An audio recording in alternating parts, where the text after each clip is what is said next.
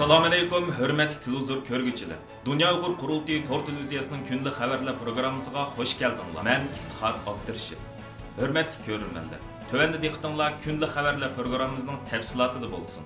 Amerika Avam Palatasının rəisi Nancy Pelosi xanımның bütün dünyanı zilziləyə salğan 2 avqustdakı Tayvan ziyarəti jarayonida e'lon qilgan bayonotida Uyg'urlar masalasini alohida tilga ilishi, muhojiratdagi Uyg'urlarni alohida mamnun qildi. Nancy Pelosi xanımның bu qitimqi Osiyo safarida Tayvanni ziyorat qilishi yaqindan buyon Amerika-Xitoy munosabatidagi eng jiddiy masala qatorida xalqaro zo'r g'ulg'ulaga, shuningdek har qaysi axborot vositalarining bosh xabar temasiga aylanishga boshladi. New York vaqti gazetining 2 avgustdagi xabarda aytilishicha, Nancy Pelosi shu kuni oqshimi Tayvanga yetib kelgan bo'lib, bu o'tgan 25 yilda eng yuqori darajalik Amerika amaldorining Tayvanni ziyorat qilishi hisoblanadi ekan. Tayvanning o'zini mustaqil davlat deb qaraydiganligiga qaramay, uni izchil turda Xitoy zaminining bir qismi deb da'vo qilayotgan Xitoy hukumatı bu safarning gepi chiqqan vaqtlardan boshlab buning qarshilik ko'rsatib kelgan edi. Xitoy hukumatining kani bo'lgan Yer shari vaqti gazetining sobiq bosh muharriri Xu Shijin hatto oshkora holda Nancy Pelosi Tayvan kelsa uning aeroplanini etib tushiritish kerak degan edi. Amerika prezidenti Joe Biden bilan Xitoy raisi Xi Jinpingning o'tgan haftadagi telefon suhbatida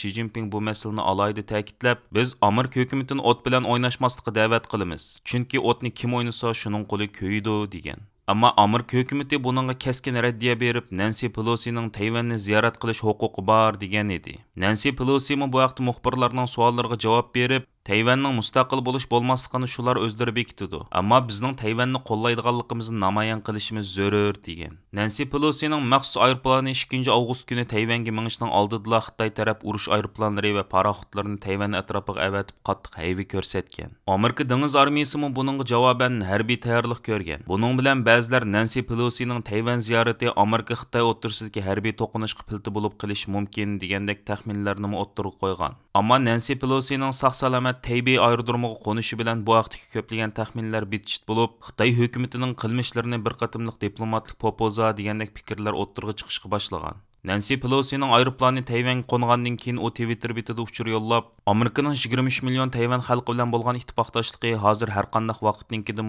muhim dedi.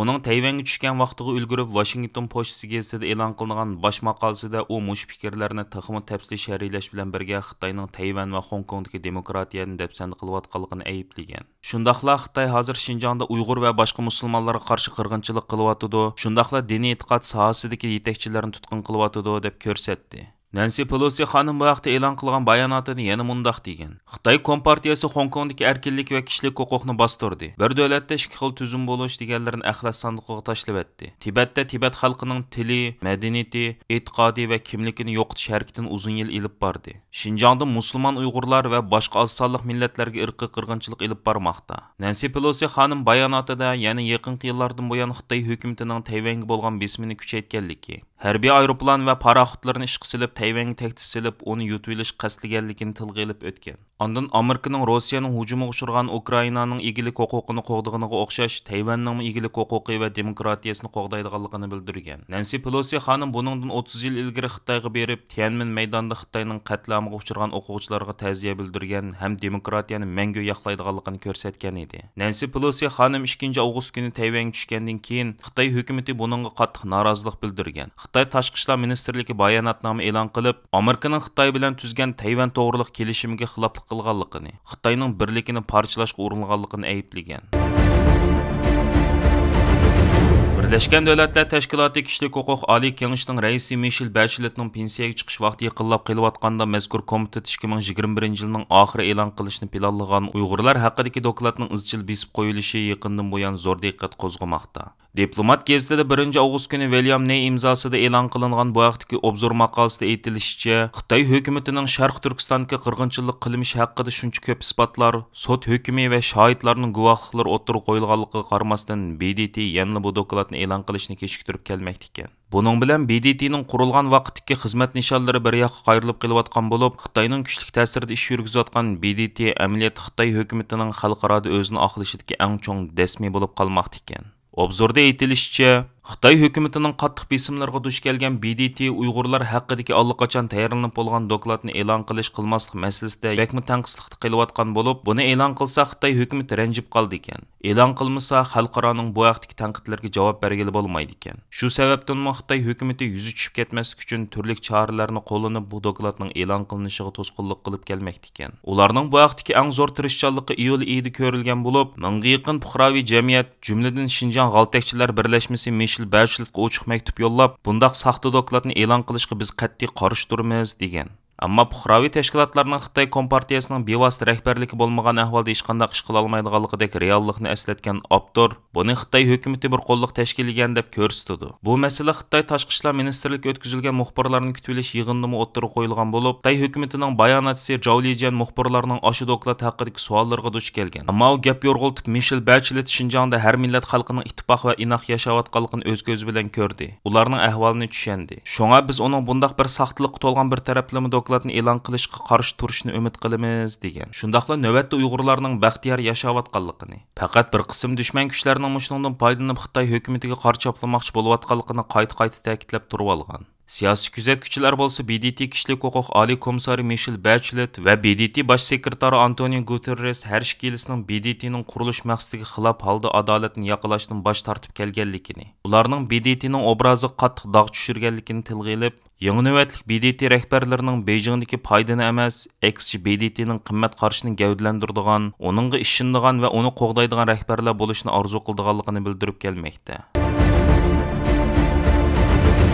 Erkin Asiya Radyosu Uyg'ur bölümünün ixtiyor muxbiri Feruza xonimning bildirishicha, O'zbekiston, Qirg'iziston va Rossiyadagi Uyg'ur jamoat matbuot orqali ona til masalasini hal qilish, jumladan ona tilni saqlab qilish, shundaqla Uyg'ur xalqining madaniyat boyligini keng omumlashtirishga tirishmoqda. Lekin bu jihatda ular turli qiyinchiliklarni boshdan kechirmoqda. O'rta Osiyo Jumhuriyatlari jug'rofiyalik jihatda Sharq Turkistonga yaqin joylashgan bo'lib, bu ellarda muhojiratga Uyg'urlar eng ko'p o'ltiraqlashgan. Rossiyadagi Uyg'urlar asosan Moskva, Sankt-Peterburg shaharlariga tarqalgan. Afsuski bu ellarda Uyg'ur tili va madaniyatini saqlab rivojlantirish Uyg'urlarning shaxsiy masalasi bo'ldi. Hukumat tarafdan hech bir maktab yoki til o'rgatadigan markaz qurilmagan, ammo shaxsiy til markazlarining ochilishi cheklanmagan. Uyg'urlar eng ko'p o'ltiraqlashgan yana bir O'rta Osiyo Jumhuriyati Qozog'iston bilan solishtirsak, shu davlatda Uyg'ur tilidagi ma'rif, ya'ni maktablar, Uyg'ur teatri ham Uyg'ur tilida matbuotlar mavjud. Bugungi vaziyatda Qozog'iston haqiqatan Uyg'ur tili va madaniyatining taraqqiy qilishida muhim rol o'ynaydi. Rossiya poytaxti Moskva va Sankt-Peterburg shaharlaridagi Uyg'ur jamoatining rahbarlaridan Rabqat Sodiqov apandi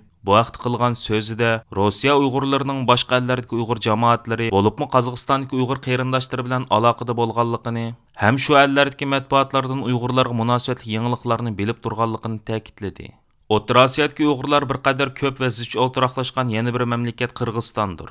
Qirg'iziston Uyg'urlari Uyg'ur xalqining tarixidagi muhim kunlarni xotirlab, imkoniyatining yetishicha turli faoliyatlarni uyushtirmoqda. Qirg'iziston Uyg'urlarining yadroliq masalalarining biri ona tilini saqlab qilishdir. Afsuski bu davlatdagi Uyg'ur faoliyatchilar Uyg'urlar zich o'ltiraqlashgan mahallalarda ona til sinflarini ochishda tirishchanlik ko'rsatgan bo'lsa-mu, ammo bu amalga oshmay keldi. Qirg'iziston Uyg'urlari ittifoq jamiyatining muavin raisi Akbarjon Bogdanovning aytishicha, bu davlatdagi Uyg'ur tilini saqlab qilishda birdan-bir Uyg'ur tilida nashr qilinadigan ittifoq gazeti muhim ahamiyatga ega. İttifoq gazeti Qirg'iziston Uyg'urlari ittifoq jamiyati tarafidan asos qilinib 1994-yildan tortib nashr qilinmoqda. Gazet Kiril va Kon Uyg'ur yezqida maqolalarni e'lon qiladi. Shundaqla bir qism xabarlar rus tilida besildi. Mazkur gazet oyda bir qatim nashr qilinib, Qirg'iziston, Qozog'iston, O'zbekiston, Rossiya, hatto chet ellardagi Uyg'ur jamoat orasida tarqatildi. Lekin bugungi kunlarda ittifoq gazeti mushtari to'plash va iqtisod tarafdan ba'zi qiyinchiliklarga uchramoqda.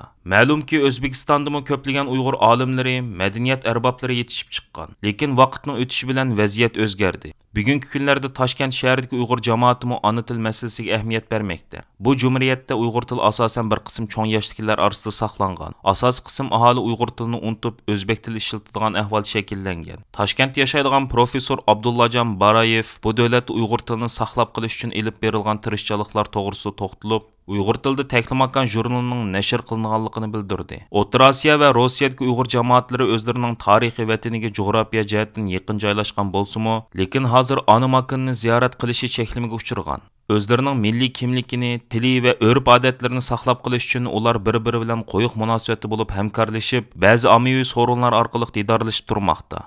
Bu xil aloqalarmi ularning ona tilini qo'llanish va saqlashdagi muhim vositalarga aylangan. Türkiye Antalya'daki Bilim Üniversitesi Profesörü Mesut Uyar Efendi'nin Independent, yani Müstakillik tor gazetida 30 yıl e'lon qilgan maqolasida Türkiye Cumhuriyeti yangi qurilgan mezgillarda Türkiye'nin Sharq Turkistondan o'quvchi ilib kelib harbiy maktablarda o'qitganligi misollar bilan o'ttirib qo'yilgan. O maqolasida buning Türkiye'nin uzun muddatli strategiyasi ekanligini ilgari surgan. Profesör Mesut Uyar Efendi mazkur maqolasida 2000 yilning 5-ida Anqarada qo'lga tushirgan harbiy maktab o'quvchilariga oid arxivda Rahmi Yarbag'i ismli Uyg'ur o'quvchining quruqlik armiyasi maktabidan ayrilish uchun maktab mudiriga sungan iltimosiga o'rin bergan. Rahmi Yarbag 1946 yılı 10. ayının 10. günü Quruqliq armiyasi maktabiga yozgan iltimosida o'zining o'rta va to'liq o'rta maktabni harbiy maktabda o'qiganligini, Amerikaga o'qishga berish uchun harbiy maktabdan ayrilishni qaror qilganligini bayon qilgan. Maqolada yana Rahmi Yarbag boshchiligidagi 7 Uyg'ur yoshning 1939 yılı Turkiyaga kelib harbiy maktabga tizimga qoldirganligi bayon qilingan. Uzun yil pensiyaga chiqqan Uyg'ur general Mehmet Reza Bekinning yanida ishlagan Sharq Turkiston vaqfisining sobiq raisi Hamidxon Ko'kturk Efendi bu vaqtda Erkin Osiyo radiosi qilgan so'zida o'z vaqtida harbiy maktabda o'qish uchun kelgan 7 nafar Uyg'urning 4 bilan uchrashganligini, ikkisining vataniga qaytib Xitoy tarafidan o'ldirilganligini ilgari surdi. Turkiyada turkiy xalqlardan bo'lgan yoshlarni Turkiyaga ilib kelib harbiy maktablarda o'qitish 1923 yili Sovet ittifoqi Qizil armiyasi Ozarbayjonni besib olgandan keyin boshlangan. Turkiya tunji bo'lib Irondagi turkiy xalqlardan bo'lgan yoshlarni Turkiyadagi harbiy maktablarga ekilib o'qitishga boshlagan. Bu o'quvchilarni Turkiyaning har qaysi davlatlarda turishliq elchixona va konsulxonalari tanlab avatgan. Hamidxon Ko'kturk Efendi Uyg'ur o'quvchilarini Muhammad Emin Bug'ra tanlab, ayni vaqtdagi Turkiyaning Afg'onistonda turishliq bosh elchisi Shavkat Asandal orqali Turkiyadagi harbiy maktablarga o'rinlashtirganligini ilgari surdi. Professor Doktor Mesut Uyar Efendining maqolasida Turkiya Cumhuriyetining qurg'uvchisi Mustafa Kemal Atatürkning yo'l yo'riqi bilan Uyg'ur va boshqa turkiy xalqlardan bo'lgan yoshlarning Turkiyaga ekilib harbiy maktabda o'qitilganligi. Buningdagi maqsadning ularni maktabni bitirgandan keyin vataniga qaytib mustaqillik ko'rish qilish ekanligi. Buning ayni zamondagi Turkiya hukumatining uzun muddatli strategiyasi ekanligi ilgari surilgan.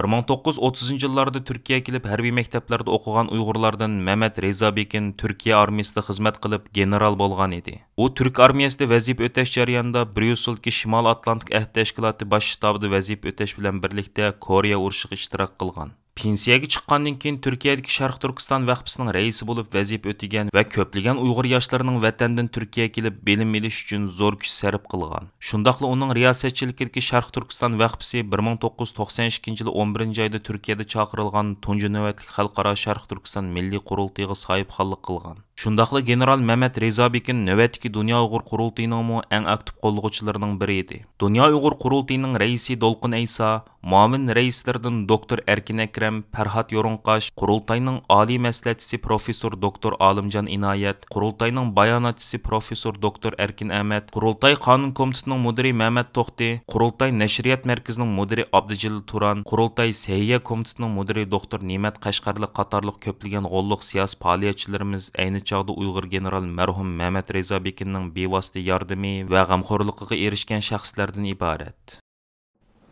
Aziz ko'ruvchilar, yuqorida diqqatingizga Dunyo Uyg'ur qurultiyi to'r televiziyasining kundalik xabarlar programmasini sundik. Keyin qitimliq sonimizda ko'rishayli. Aman bo'lgaysizlar. Stansimizning YouTube kanaliga a'zo bo'lishni unutmang. Xayr xo'sh.